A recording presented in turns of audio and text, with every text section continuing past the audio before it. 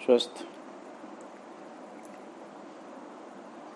गंगातरंगरमणीयजटाकलापम् गौरी निरन्तरविभूषितवामभागम् नारायणप्रियमनङ्गमदापहारम् वाराणसीपुरपतिं भज विश्वनाथम्। वाराणसीपुरपतिं भज विश्वनाथम्। बोल सतगुरुदेव भगवान की जय। आज 3 सितंबर है और हम लोगों ने कल जो चर्चा श्रवण की थी उसमें ये बात आई थी कि श्रवणादि जो साधन हैं उन साधनों का जो फल है ना, वो फल है ब्रह्म ज्ञान। और वही ब्रह्म ज्ञान मोक्ष का एकमात्र अंतरंग साधन है।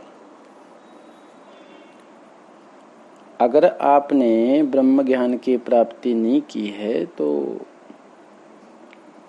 आप उस मोक्ष को कभी प्राप्त नहीं कर सकते। ऐसा कल के प्रकरण में आया था। चलिए आज हम लोग आगे बढ़ते हैं। तो आज भाग नंबर 3, इसमें कहा गया है अविरोधितया कर्म ना विद्या विनिवर्तयेत विद्या विद्यां निहन्तेव तेजस्तीमिर संगवत्। तेजस्तीमिर संगवत् कहते हैं कि देखो भाई, अविरोधी होने से मतलब अविरोधी होता है कि विरोध ना करना। अविरोधी मतलब विरोध ना करना। अविरोधी होने से कर्म अज्ञान को नष्ट नहीं कर सकेगा। कर्म कोई भी हो वो अज्ञान को नष्ट नहीं कर सकेगा। किंतु जैसे तेज है ना, तेज को हो, प्रकाश को हो, जैसे प्रकाश अंधकार समुदाय को नष्ट कर सकता है, ऐसी ही जो विद्या है वह विद्या अविद्या को अवश्य नष्ट कर देगी। यानी यूं कहें कि वह ज्ञान अज्ञान को नष्ट कर देगा। क्योंकि आत्मस्वरूप के आवृत होने पर तीनों जो देही है उन तीनों देहों में अहम बुद्धि रूप विक्षेप उत्पन्न होता है। अहम बुद्धि रूप विक्षेप उत्पन्न हो जाता है। फिर व्यक्ति कर्ता हमिति मन्नते वाली बात को अपना लेता है और वो ही मानने लग जाता है।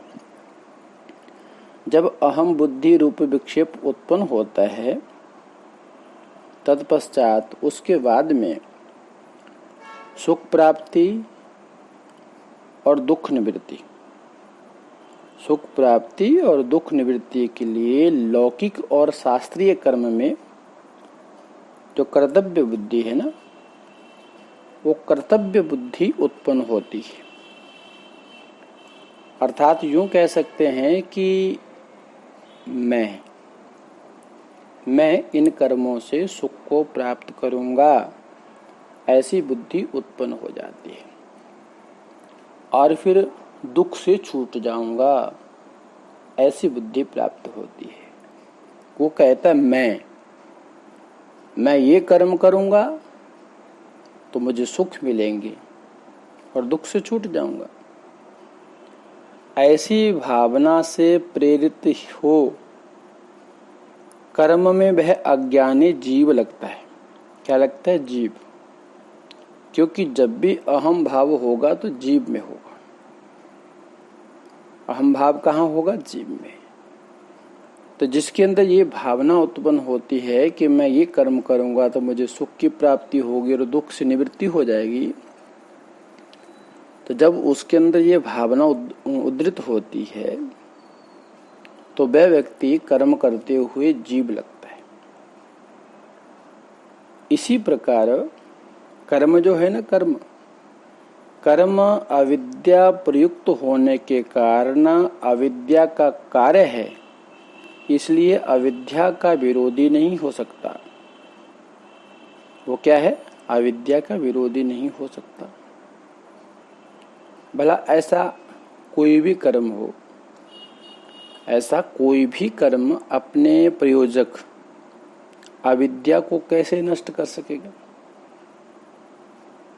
जैसे जिस चीज से जो उत्पन्न होता है वो उसको कभी नष्ट नहीं कर सकता। इसके विपरीत अविद्या की विरोधी जो विद्या है, कैसे विरोधी है भाई? जैसे तम है, तम माने अंधकार। उस अंधकार का जो विरोधी है ना, वो प्रकाश है। दोनों एक जगह पर नहीं रह सकते। जहाँ प्रकाश रहेगा वहाँ अंधकार नहीं रह सकता, और जहाँ अंधकार रहेगा वहाँ प्रकाश नहीं रह सकता। तो तम और प्रकाश में क्या है? विरोध है। वैसे ही, ठीक वैसे ही अविद्या और विद्या, इन दोनों में भी विरोध है। जहाँ अविद्या रहेगी वहाँ पर विद्या नहीं रहेगी, और जहाँ विद्या रहेगी वहाँ पर अविद्या रह नहीं सकती। सीधी सी बात है। जहाँ ज्ञान रहेगा वहाँ अज्ञान का क्या कार्य भाई? चिरकाल में स्थित निबिड़ अंधकार। चिरकाल में तो कई वर्षों से, मान लो एक कोई बहुत बड़ी आपके यहाँ बिल्डिंग है जिसमें कभी लाइट का प्रादुर्भाव हुआ ही नहीं, कभी लाइट आई नहीं, और उसमें चिरकाल से निबिड़ मतलब बहुत घनघोर अंधकार है, बहुत घनघोर अंधकार है। वह अंधकार भी प्रकाश के उदय होते ही नष्ट हो जाता है। आप इसको इसे समझो कि जैसे निबिड़ कहने का मतलब यहाँ ऐसा है कि जैसे कभी कभी होता है ना, किसी बर्तन पे जंग लग जाती है तो उसको, जंग को हम ये समझ लेते हैं कि अब ये छूटने वाली नहीं है। उसी प्रकार कभी ऐसा हो कि भाई अब ये अंधकार कभी समाप्त नहीं होने वाला है, ऐसा अगर मन में विचार होता है तो वहां पर कहा जा रहा है, शास्त्र कह रहा है कि जब वहां प्रकाश उदय होता है तो कई चिरकाल तक का जो अंधकार है वो नष्ट हो जाता है। किसके होने से? प्रकाश के होने से। ध्यान से सुनिएगा बात को। जैसे कई चिरकाल से पड़ा हुआ जो अंधकार है वो प्रकाश के उदय होने से नष्ट हो जाता है, ठीक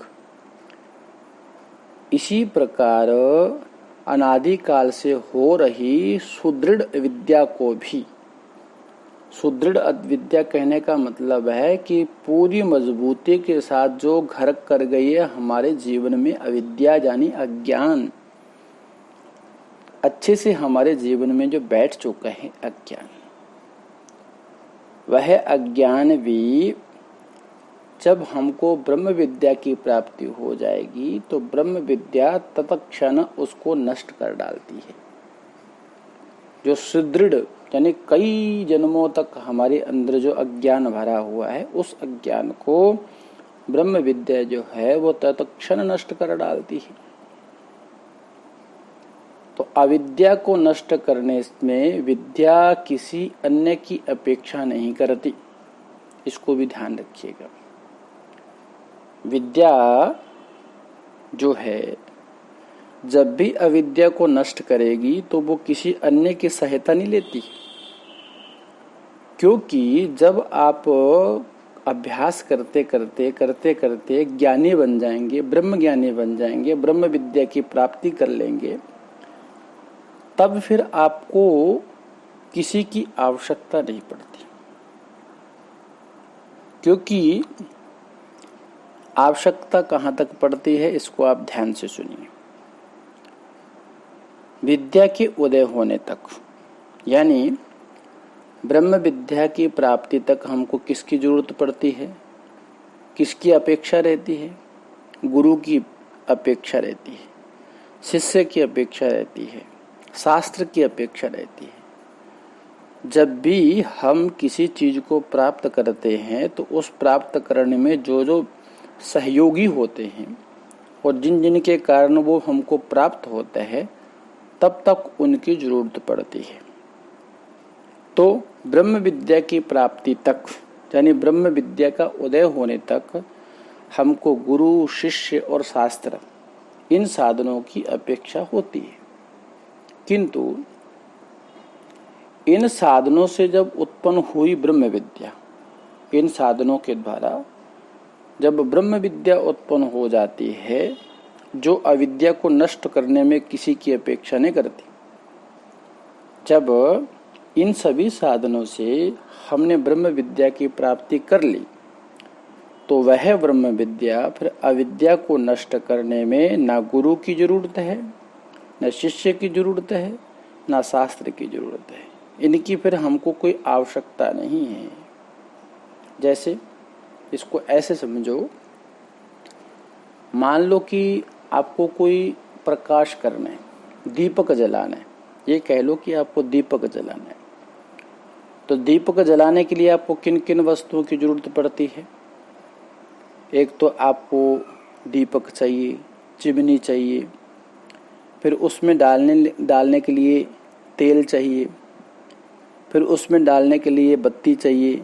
जब तक चिमनी नहीं होगी, दीपक नहीं होगा, उसमें तेल नहीं होगा, बत्ती नहीं होगी, फिर उसको जलाने के लिए माचिस नहीं होगी, तब तक वो दीपक जल नहीं सकता। तो जिस प्रकार चिमनी, तेल, बत्ती और माचिस की अपेक्षा होती है दीपक जलाने में, क्योंकि बिना इनके, ये तो आवश्यक है, बिना इनके दीपक नहीं जल सकता। परंतु कभी आपने देखा है कि जब दीपक जल जाता है, जब दीपक जल जाता है तो दीपक के जलने के बाद वह अंधेरे को नष्ट कर देता है। तो जब दीपक जल जाता है, जलने के बाद ना उसको तेल चाहिए, ना बत्ती चाहिए, ना माचिस चाहिए। उनका काम जहाँ तक था वहाँ तक हो गया। उन्होंने प्रकाश को उत्पन्न किया और प्रकाश ने जो कार्य किया है वो अंधकार को दूर करने का, वो कार्य हो चुका है। अब वहाँ पर ना तेल की जरूरत है, ना बत्ती की जरूरत है, ना माचिस की जरूरत है। वो शुरुआत में जरूरत थी क्योंकि दीपक जलाना था। इसी प्रकार ब्रह्म विद्या भी अनादि, अनिर्वचनीय, इन भाव रूप अविद्या को नष्ट करने में स्वतंत्र है। आप अज्ञान को नष्ट करने में ज्ञान की आपको आवश्यकता है, परंतु जब आपको वो ज्ञान प्राप्त हो गया, तब फिर आपको किसी अन्य साधनों की अपेक्षा नहीं रहती। तब फिर आपको उन साधनों को वो करने का मतलब उनकी कोई जरूरत नहीं रहती, वो गौण हो जाते हैं। तो इसलिए ये ध्यान देने वाली बात है कि हमारे जितने भी साधन हैं वो सब उसकी उत्पत्ति के लिए है। इसलिए कहा अविरोधी तया कर्म न विद्या विनिवर्तयेत विद्या विद्याम निहंतेव तेजस्तिमिर संगवात। ये आज के भाव में इतना ही है और इसको आप समझने का प्रयास करेंगे। कोई कठिन नहीं है, बहुत सरल है। बस थोड़ा सा माइंड को एकदम शांति से सुनेंगे तो सब समझ में आएगा। तो आज के प्रकरण में इतना ही कहते अपनी वाणी को पूज्य गुरुदेव भगवान के चरणों में समर्पित करता हूँ। आपका दिन शुभ हो, आप आनंद से रहें इन शुभकामनाओं के साथ में। हरिओम तत्सत, हरिओम तत्सत। बोल सद्गुरुदेव भगवान।